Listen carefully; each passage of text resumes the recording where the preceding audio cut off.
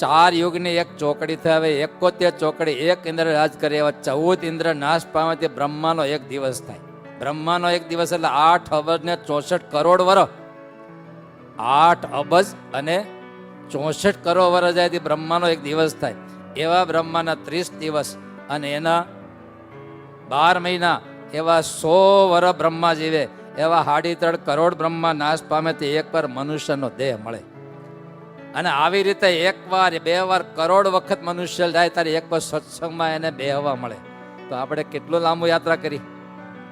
43,20,000 ગુણ્યા 71 ગુણ્યા 14 ગુણ્યા બોલો 30 ગુણ્યા 12 ગુણ્યા 100 ગુણ્યા 3.5 કરોડ ગુણ્યા 1 કરોડ.